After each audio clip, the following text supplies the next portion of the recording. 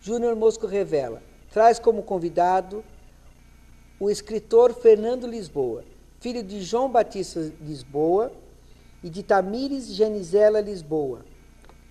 Tem 4 filhos. Sim. E um de coração. Fernando Lisboa. Vamos tentar entender o que vem ser exegese. Exegese bíblica. Né? Exegese é uma competência que as pessoas dedicadas adquirem ao examinar a fundo qualquer matéria. Pessoas dedicadas... Adquirem ao... Sim, mas dedicadas a... Pode ser a religião, pode ser a ciência, pode ser a qualquer assunto. Dedicadas a um assunto. É uma pessoa dedicada a um assunto... Isso. Por exemplo, você vai saber quando, quem, onde, como, por quê, para quê, por quem um determinado assunto foi feito, se tem verdade, se é verdade ou não. A exegese vai um pouco além da análise. Por exemplo, nós temos aqui um dicionário bíblico de John Mackenzie, muito considerado. O que faz um dicionário? Um dicionário tem verbetes, ou seja, ele dá as palavras e diz o que significam essas palavras dentro do assunto. Você tem aqui uma análise bíblica feita por Severino Celestino da Silva, de muito boa qualidade, por sinal, onde ele apresenta em caracteres hebraicos os textos hebraicos e faz a transliteração, passando para a língua latina, e nos dá a transliteração palavra por palavra, e então confere se aquilo que está escrito em hebraico corresponde às múltiplas traduções bíblicas, as diversas que existem no mercado, e vai apresentando o fato se existe correção ou não existe correção. Fernando Lisboa se tornou exegese em quê? Exegeta. Exegeta. Exegese. Todo aquele que faz uma exegese se torna um exegeta. E quando a exegese vem a público, e como no nosso caso já está em 2ª edição, é porque nós fomos aceitos no mercado. Ou seja, nós encontramos quem nos lê, sim, mas, encontramos mas você repercussão. Se tornou exegeta em quê, propriamente dito? Exegeta na análise sobre a Bíblia. Sobre a Bíblia. Sobre a Bíblia. E por quê? Ótima pergunta. A Bíblia tem sido um livro fantástico de instrumento para diversas finalidades, inclusive de fazer, por exemplo, um território portátil dos judeus. Todo judeu tem a Torá, né? E aí a Bíblia é uma tradução de uma parte disso e acrescentado de outros textos para mostrar todo o ensinamento que apareceu em Israel e que formou religião. Então formou o judaísmo, depois formou o cristianismo. Nesse cristianismo veio a formação da Bíblia, né? E essa Bíblia hoje que você estuda, quais são os pontos em que nós devemos prestar mais atenção? Quais são os pontos em que devemos entender como ensinamento? Muito bom. Ou ela toda é um ensinamento? Bom, ensinamento ela é e tem. O processo é o seguinte: há algumas religiões derivadas da Bíblia atingiram a ousadia de dizer que a Bíblia é infalível, quando deveriam dizer que Deus é infalível, mas que um livro feito pelos homens pode ser falível. Mas a Bíblia não é sagrada? sagradas segundo a opinião de alguns, mas ela não é sagrada no sentido da imutabilidade dela, porque ela apresenta muitas contradições e algumas coisas foram alteradas e outras vêm de sintonia com doutrinas políticas utilizadas por Israel em determinado momento da vida histórica de Israel. Então podemos entender que a Bíblia foi alterada. Bastante. E ela foi alterada, então qual seria a história da Bíblia? Ela não foi escrita. A história da Bíblia, que a Bíblia conta sobre o povo de Israel, em grande parte não bate com a história secular de Israel. Tá. E também o que ela fala sobre os povos ao redor de Israel também não bate. Então ela é um livro parabólico, é um livro simbólico e é um livro de instrução religiosa também, porque nós temos aí a instrução religiosa, dizer como que se deve comportar o povo, por exemplo, através das instruções do Levítico. Sim, mas aí, então, vamos entender, para quem está lá em casa nos assistindo também, possa compreender isso. A Bíblia é o livro sagrado, a escritura sagrada de muitas religiões. Sim. O exegeta, ele acredita em Deus. Claro. Tá. Porém, ele mantém-se neutro quanto à qualidade do ensinamento. Tá, mas como que... Ele vai ver se tem verdade ou não por detrás da informação. Mas aonde quais são as verdades que você poderia ressaltar e quais são as mentiras que você poderia ressaltar? Eu sei que são muitas, mas para quem está lá em casa, possa estar entendendo um pouquinho desse assunto polêmico que nós estamos aqui falando. Olha, existem, por exemplo, os estudos que mostram a repetição de uma determinada palavra ou determinado assunto dentro da Bíblia.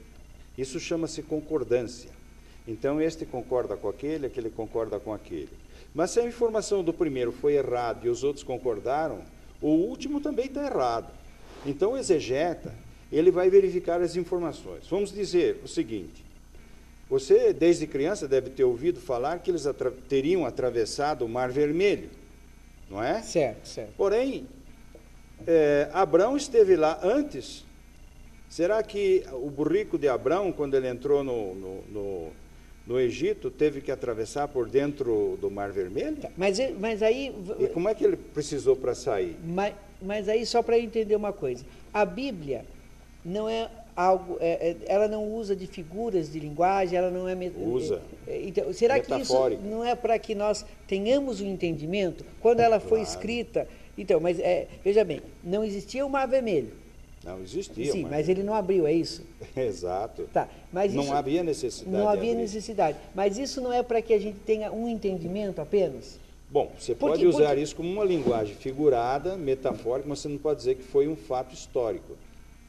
Mas a Bíblia, ela fala como fato histórico ou ela simplesmente ela exerce o papel fundamental para os homens de tentá-los levar a um entendimento daquilo que, se não fosse a Bíblia, né, que é o livro mais lido no mundo, pudesse estar permeando a humanidade? Isso tudo seria muito bonito e aceitável, a midrash, seria aceitável a figuração, seria aceitável a teatralização de alguns fatos, seria aceitável se Jesus não tivesse dito a palavra bonita, que diz assim: a verdade liberta. Então, somente a verdade liberta, não é o amor que liberta, não é a opinião que liberta, não é a religião que liberta, não é a escravidão que liberta, não é a atenção política que liberta, não é a doutrina política que liberta, é a verdade. Mas liberta o quê? Do quê? Liberta a consciência do homem do medo, liberta a consciência do homem da escravidão psicológica, liberta a consciência do homem da sua própria fantasia ilusória. Então, quando você me diz isso, da fantasia ilusória, A Bíblia é uma fantasia ilusória? Tem sim fantasia ilusória. Mas dentro. a Bíblia é uma fantasia ilusória? É, não toda, entendeu? Há coisas maravilhosas na Bíblia. Não é porque nós descobrimos, por exemplo, que a Bíblia fala que eles viveram 430 anos no Egito e eles viveram 90, cientificamente comprovado. Então, 90 anos eles estiveram lá e não 430. O Brasil tem 500 anos. Como é que não fala o nome dos faraós nesse período? Foi suprimido por razões políticas. Então, eles quiseram fazer em Gósen, o lugar onde estava o povo israelita na época, né, os hebreus estavam lá, quiseram fazer lá um país dentro do Egito para eles. E foram expulsos. Por isso. Não é porque Deus ficou bravo, porque eles eram idólatras. Então, por que não deu o Egito para eles? E por que não deu? Não deu porque a idolatria não tem nada a ver com a política de dominação e a tentativa de separar Gósen do Egito. Israel sentiu-se muito à vontade, porque aquele que é considerado na Bíblia um santo, que é José do Egito, foi chanceler de Ramsés II, esse José, que seria o filho de Jacó, trouxe Jacó e a família com 70 membros, e ali eles passaram a gozar um título nobiliárquico dado pelo próprio faraó, que é de hóspede peregrino, tendo todas as vantagens de um hóspede peregrino. Eles não foram escravos jamais lá, entretanto as religiões pregam como se fosse verdade a escravidão deles lá. Jamais foram escravos lá. Eles foram, na verdade, traficaram escravos para dentro do Egito. Eles tinham escravos. Quando você diz religiões estas, né? Quais são as religiões, né, que um exegeta pode dizer assim, está mais próxima da verdade, está menos próxima da verdade? Essa é uma pergunta difícil, porque existem N exegetas. Tá. Mas Fernando Lisboa, na qualidade de exegeta, eu tenho que crer que está mais próxima da verdade quando o efeito da religião produz um benefício imorredouro.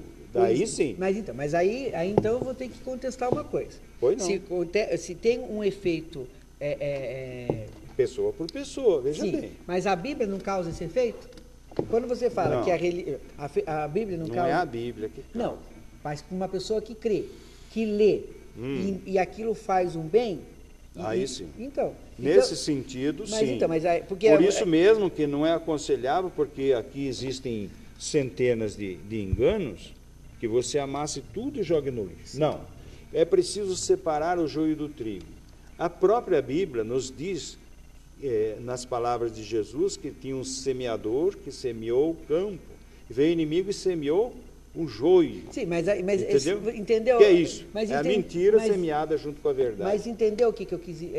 só para ilustrar, se existem algumas religiões que vale a pena até o momento em que a gente acredita, ela faz o bem até o momento, porque a Bíblia, se a partir do momento que eu creio nela, veja bem, inteira, ela não pode me fazer bem. É só uma coisa assim, bem rápida, entende? Bem e mal são conceitos de acordo com o que a pessoa pensa. Porque uma coisa que você recebe como bem, outro pode receber como mal. Tá certo? A partir disto, o processo da religião não deveria nunca acontecer baseado em fatos mentirosos, porque induz as pessoas a separações. Por exemplo, quando Jesus andou pela terra, a religião lá naquele local que ele vivia era o judaísmo, sim, mas era o levirato, eram os levitas, né, que formavam facções mais e mais ferozes, como a dos farraches, conhecidos fariseus. Então, esses eram separadores. Eles separavam-se do povo e separavam o povo de si. O próprio Moisés proibiu os israelitas de se casarem com aqueles povos. Por isso estão brigando até hoje. Sim, mas estão era separados. uma visão Então, política. 3.200 anos de guerra. Então, produz um mal. Todos esses pensamentos errôneos produzem mal, não produzem o bem. Por isso que Jesus veio. Se ele veio para dizer, sou a verdade e a vida, ou está dizendo que a função dele é falar a verdade, é porque os que vieram antes falaram muita mentira. Não saia daí. Estamos terminando o primeiro bloco com Fernando Lisboa. Já voltamos.